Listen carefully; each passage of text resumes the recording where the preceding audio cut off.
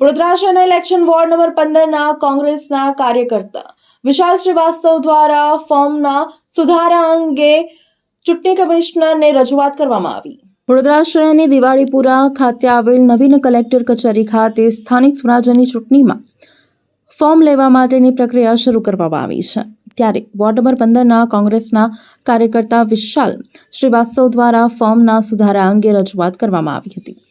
હવે પછીના જે ઉમેદવારોના ફોર્મ પસ્તા કરવા બાબતે ચૂંટણી અધિકારી વિપુલ બારોટને રજૂઆત કરવામાં આવી હતી।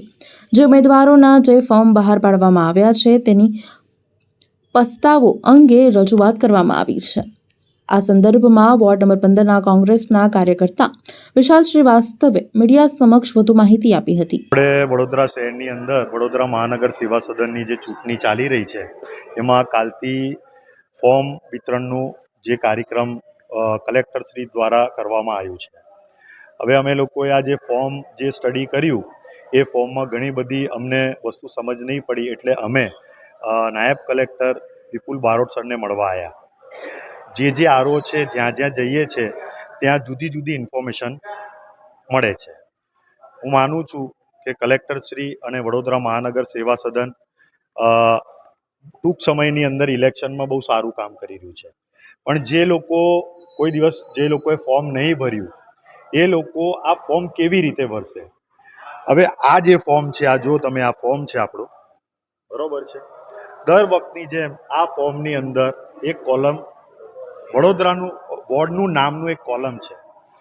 વડોદરા મહાનગર સેવા સદને 19 વોર્ડની અંદર 1 નંબર હોય 2 નંબર હોય એમ 19 વોર્ડની અંદર કોઈ બી નામ લખ્યા નથી, તો પછી આ ફોર્મની અંદર વોર્ડનું નામનું કોલમ લખવાની જરૂર શું છે?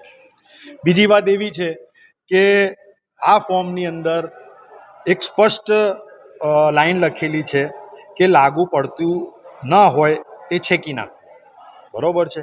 એટલે કન્ફ્યુઝન એ છે કે અમુક આરઓએ જે ગાઈડલાઈન આપી છે એમાં એવું લખ્યું છે કે ડેશ ના મારતા લાગુ નથી પડતું એવું લખજો, બરોબર છે। હવે અમે વિપુલ સરને મળવા આવ્યા, વિપુલ સરે અમને સારું કોઓપરેટ કર્યું, અમને બધું બતાવ્યું કે ભાઈ ફોર્મ નંબર નમૂનો નંબર 23 જેની અંદર તમારે ક્રિમિનલ અને તમારી સ્થાવર જે મિલકત છે એનું જે ફોર્મ તમે ભરો 50 રૂપિયાના સ્ટેમ્પ ઉપર લઈને, તો એની અંદર તમે ડેશ ના નાખતા, ત્યાં ફરજિયાત તમને લાગુ પડતું નથી એવું લખવાનું છે। પણ જે આ મેઇન ફોર્મ છે એ ફોર્મની અંદર તમે ડેશ કરી શકો છો।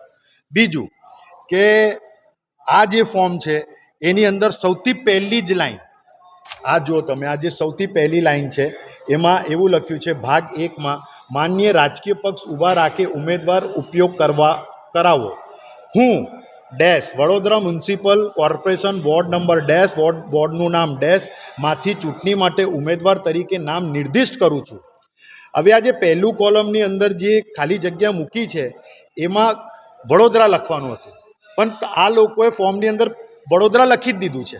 એટલે જ્યારે અમે વિપુલ સરને મળ્યા ને અમે કીધું કે સર આ તો વડોદરા તો તમે લખી દીધું છે, તો બોલે તમે ડેશ બી મારી શકો છો, તમે ફરીથી વડોદરા લખી શકો છો, એટલે એક બીજી ભૂલ છે।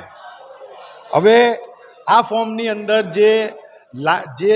જે વસ્તુની નોંધ લખી છે કે ભાઈ તમે લાગુ પડતું ના હોય તે છેકી નાખવું, એટલે જે કોલમ અપક્ષનું છે, જે કોલમ રાજ્ય પાર્ટીનું છે, જે કોલમ રાષ્ટ્રીય પાર્ટીનું છે, ધારો કે અમે રાષ્ટ્રીય પાર્ટીમાંથી છે તો અમને અપક્ષ કે રાજ્ય કક્ષાની પાર્ટીનું એ જે વસ્તુ છે એ લાગુ પડતું નથી, તો અમને લાગુ પડતી નથી લખવું કે છેકી નાખવું। એટલે આપણે આરોને મળીએ છીએ, આરો સાહેબ આપણને કોઓપરેટ કરીએ છીએ કે જુદી જુદી આરોમાં જુદી જુદી માહિતી મળી રહી છે। એટલે આ કોલમની અંદર સૌથી પહેલાં તો એવું કહેવા માગું છું કે હવે નેક્સ્ટ ચૂંટણી આવે તો વોર્ડનું નામ છે નહીં તો એ કોલમ પહેલાં તો તમે કાઢી નાખજો।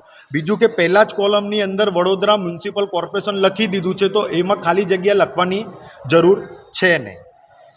હવે બીજી વાત એવું છે કે છેલ્લા જે લોકો અનુસૂચિત જાતિ, આદિજાતિ, સામાન્ય અને આર્થિક રીતે પછાત જાતિના જે આપણા ભાઈઓ જે માંગ કરી રહ્યા છો ફોર્મને લઈને? મેં એવું માંગ કરી રહ્યા છું કે હજુ 11 તારીખ છે, 11 તારીખ છેલ્લી તારીખ છે, તો તો મારું એક એવી વિનંતી ને નિવેદન છે કે ભાઈ જેટલા 19 વોર્ડના આરો છે એક વિડીયો બનાવે અને જે નમૂનો 3 છે, ખાસ તો 3, જો 23 તો કોઈ બી એડવોકેટ ભરી દેશે. એમાં તમે કીધું છે કે ભાઈ નમૂનો જે 23 છે જેમાં ક્રિમિનલ રેકોર્ડ અને એની અંદર જે તમારી મિલકતનો રેકોર્ડ છે, ત્યાં કોઈ બી જગ્યા તમને હોય તો ત્યાં ડેશ નહીં પાડવું, ત્યાં ફરજિયાત લાગુ પડતું નથી લખવાનું છે, તો એ તો અમે સમજી ગયા છે. પણ આ નમૂનો નંબર 23 છે એનું સ્પષ્ટીકરણ એક વિડીયો મારફતે કરો તો વડોદરા શહેરની અંદર જે લોકો રાજકીય પાર્ટી અને અપક્ષ ને બીજી રાજ્ય પાર્ટીથી લડવાના છે એમના ફોર્મ કેન્સલ ના થાય. એટલે આજે અમે મળવા આવ્યા અને અમે વિપુલ સાહેબે સપોર્ટ કર્યો છે, પણ જ્યાં જુદા જુદા આરો પાસે જઈએ છે તો એ લોકો જુદી જુદી માહિતી આપે છે ને જે કન્ફ્યુઝન ક્રિએટ કરે છે. એટલે આજે અમે તમારા માધ્યમથી જે અમને ખબર પડી છે એ વડોદરા શહેરના ઉમેદવારો માટે અમે આ ઇન્ફોર્મેશન